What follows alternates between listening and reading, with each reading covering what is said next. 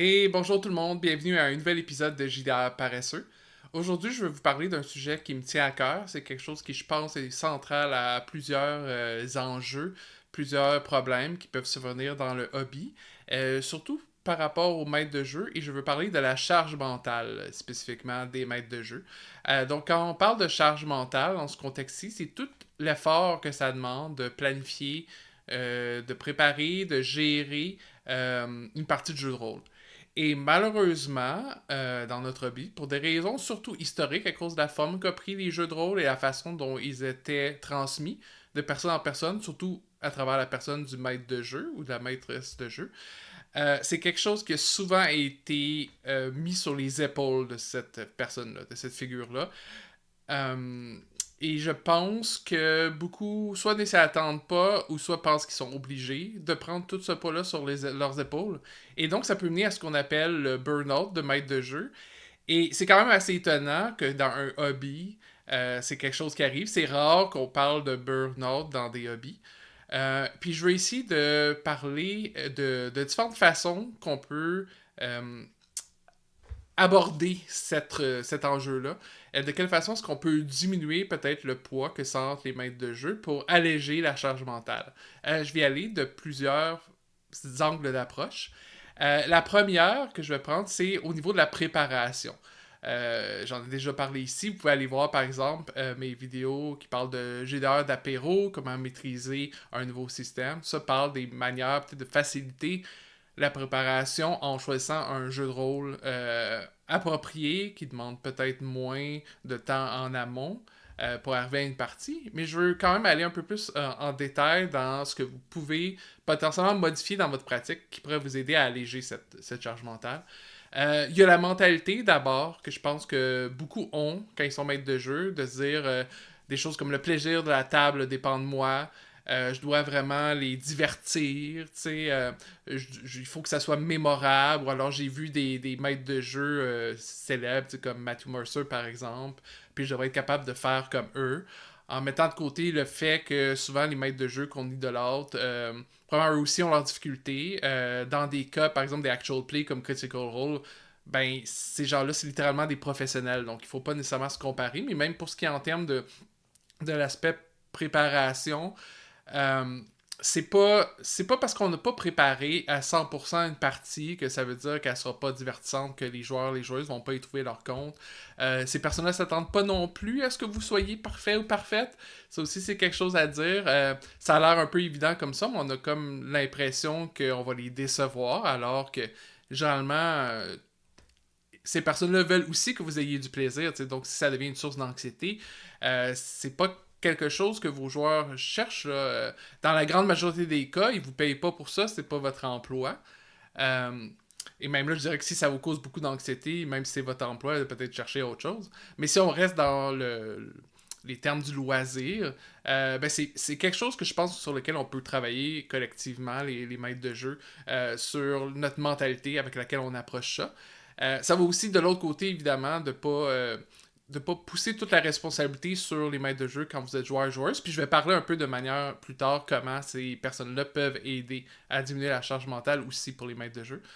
Je pense qu'il y a un moment aussi où il faut volontairement limiter la préparation qu'on veut faire. Et ça peut être aussi simple que de dire, ok, là, je trouve que c'est trop, ça prend trop de place, ça prend trop de place dans ma tête, ça prend trop de place dans mon horaire. Mettons, si je faisais 3 heures de préparation par semaine, essayez de couper ça de moitié, ou encore plus, mais de vous mettre une limite au-delà de laquelle vous ne voulez pas faire de travail pour votre partie. Déjà, ça va vous obliger à gérer votre temps et de ne pas vous perdre peut-être. Des fois, on peut se perdre dans les détails, même essayer de tout préparer, tous les petits trucs. Puis c'est peut-être pas nécessaire, de un. Puis ça va vous permettre aussi d'aller vers l'essentiel. Qu'est-ce que j'ai vraiment besoin pour ma partie? Qu'est-ce que je pourrais improviser?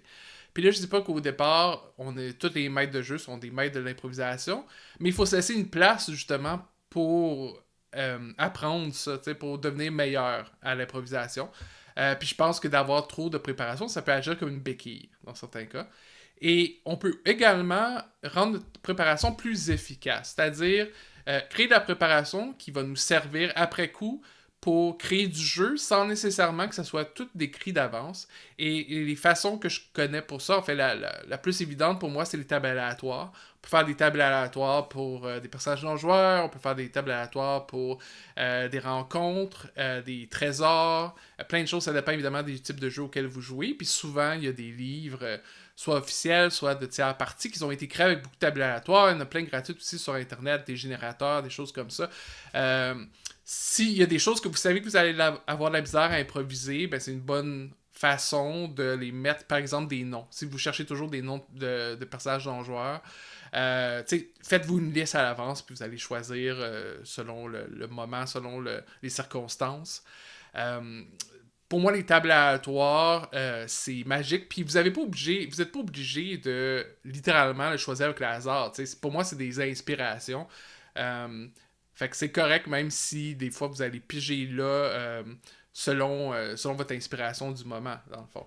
Euh, il y a d'autres techniques pour la préparation qui, moi, m'aident. Par exemple, d'avoir des moments qui sont déjà décrits d'avance. Puis là, je dis pas de décrire, évidemment, des scènes où qu'est-ce qui arrive, puis qui prend pas en compte la volonté des personnages joueurs. Mais je veux dire, si votre partie, par exemple, se déplace dans une ville, vous pouvez aller chercher. Ben, qu'est-ce qu'il pourrait avoir juste des petits moments, juste pour épicer un peu, pour aider à la description. C'est quelque chose auquel vous avez plus de difficultés, comme ou égayer votre temps. Puis là, vous allez dire ah ben, je vais me faire une liste de moments comme des discussions qu'ils pourraient entendre. Ça pourrait être des choses qu'ils voient, des personnes qu'ils rencontrent, mais on est vraiment au niveau juste des impressions, de l'esquisse. Ça peut être bon aussi d'utiliser tous les sens dans ces exemples-là.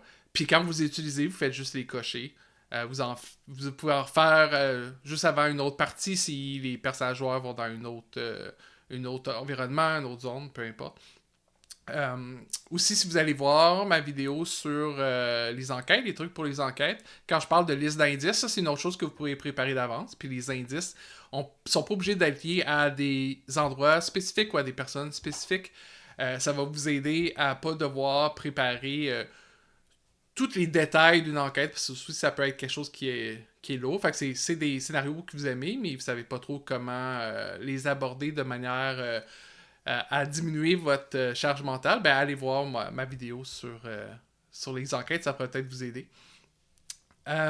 Mon deuxième aspect que je vais aborder avec vous, c'est une fois que vous avez essayé de diminuer votre préparation, vous pouvez jouer aussi avec les techniques en jeu.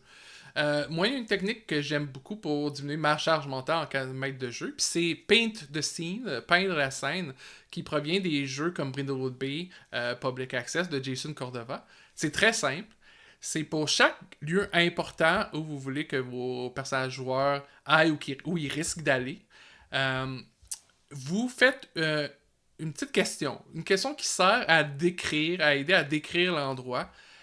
Ça peut être quelque chose, par exemple, vous allez dans le manoir de vous savez que c'est un vampire, puis là, c'est à ce moment-là, vous demandez à vos joueurs puis vos joueurs, qu'est-ce qui vous dit, qu'est-ce qui dans la décoration, qu'est-ce qui vous dit dans l'atmosphère, vous dit que peut-être le maître des lieux n'est pas humain, ou quelque chose comme ça. Ça peut être juste de dire comment tel endroit a l'air d'avoir été vraiment vécu, d'être ancien. Puis là, vous laissez juste votre groupe définir des détails. Puis juste ces petits trucs-là, ça vous permet de souffler. Puis ça permet en même temps à votre groupe d'avoir l'impression de prendre part à l'univers de jeu. Puis généralement, moi, dans mon expérience, c'est des choses que les gens ont beaucoup aimé. Là. Évidemment, ça dépend des personnes que vous avez autour de la table. Mais c'est toujours quelque chose qui vous permet de déléguer. Puis ça, je vais revenir aussi, ça c'est mon prochain point. Mais des techniques de votre partie, vous pouvez aussi ajuster le rythme de la partie.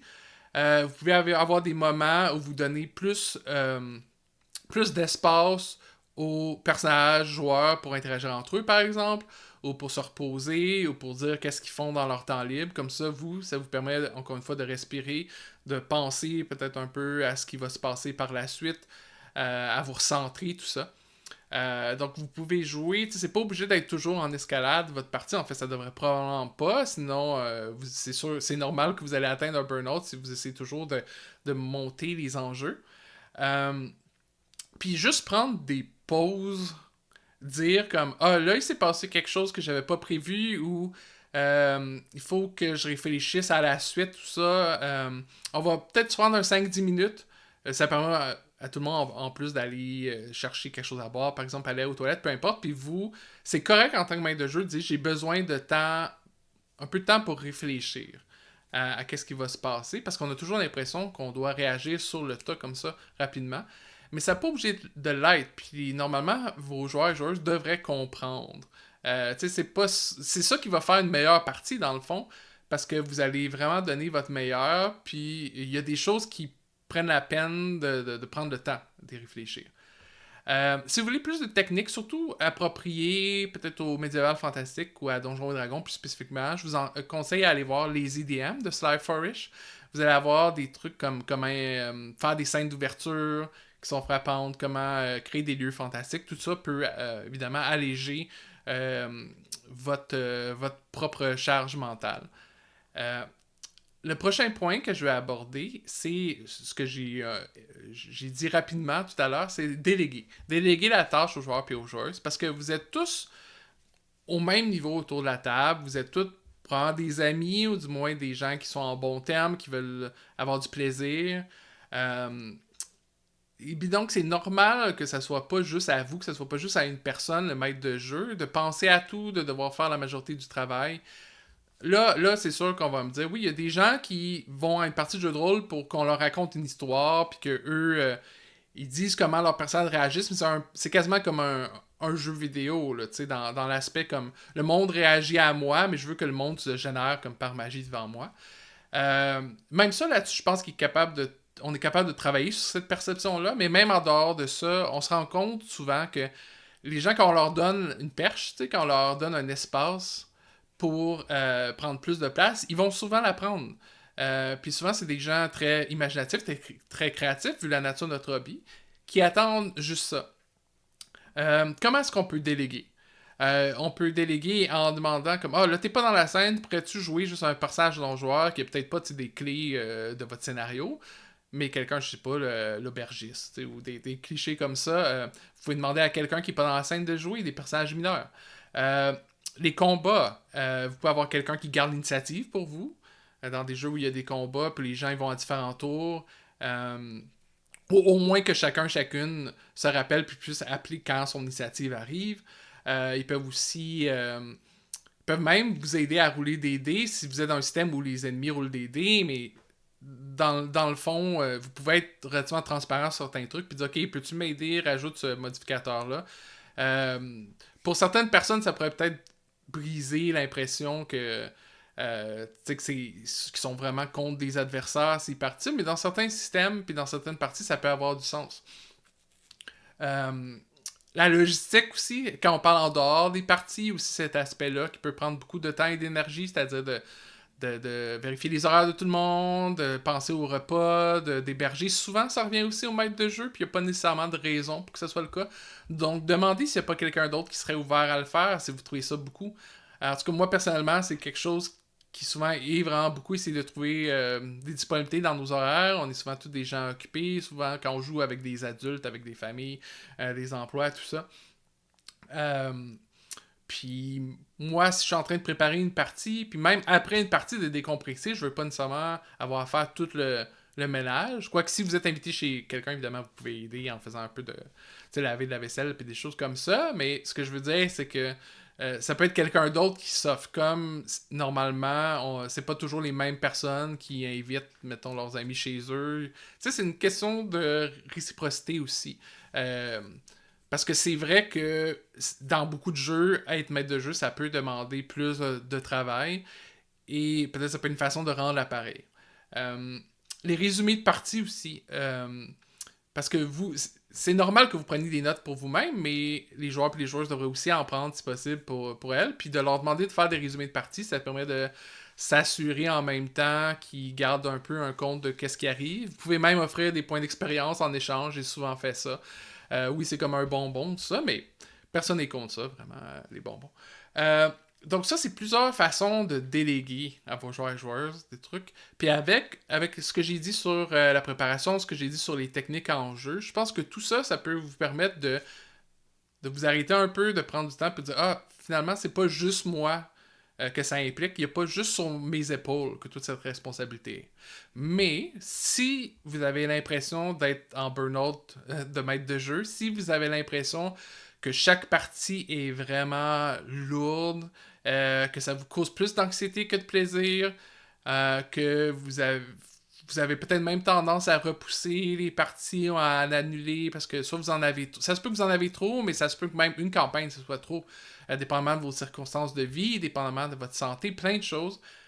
Vous avez le droit de prendre des pauses. Les maîtres de jeu ont le droit de prendre des pauses, surtout ceux qu'on appelle les maîtres de jeu éternels, là, qui sont toujours le maître de jeu, peu importe la campagne, peu importe le système ou le groupe. Vous avez le droit de dire, ok, là, j'ai l'impression que je suis arrivé à ma limite pour le moment. J'ai envie peut-être juste d'essayer de jouer. Peut-être il y a un système auquel je veux jouer, mais je suis pas le meilleur pour maîtriser ou je me sens pas en forme ou ayant l'énergie pour maîtriser. Est-ce que quelqu'un d'autre pourrait le faire? Ça aussi, ça demande. Puis si vous partagez les types de trucs que je vous ai partagés aujourd'hui, ben, ça leur permet aussi à ces gens-là de réaliser, ah ben finalement, être maître de jeu, ça n'a pas besoin d'être cette grosse affaire, tu sais. On peut se partager le rôle. On peut aussi jouer à des jeux de rôle qui sont sans maître de jeu ou plutôt on appelle souvent tous et toutes maîtres de jeu parce que souvent ça partage les responsabilités des maîtres de jeu. Je vais peut-être en parler dans une future vidéo. Ça peut être une façon d'essayer ou en étant aussi sur une nouvelle campagne, vous pouvez partager le rôle de maître de jeu. Je l'ai déjà fait comme 50-50 ou sur certains trucs comme... moi, j'aime pas les combats, donc c'est mon co-maître de jeu qui s'occupe de tout ce qui concerne les combats. Tu sais, il y a plein de façons de faire. Il y a plein de trucs. Puis si vous en avez vous-même que vous avez trouvé pour réduire votre charge mentale, j'aimerais ça que vous en parliez dans les commentaires. Puis j'espère vraiment que ça va vous aider parce que je trouve ça triste que les gens s'angoissent vraiment pour ce qui devrait être un jeu, ce qui devrait être plaisant. Et là-dessus, prenez ça relax, chill, paraissez un peu, mais continuez de jouer. Puis on se revoit bientôt. Bye!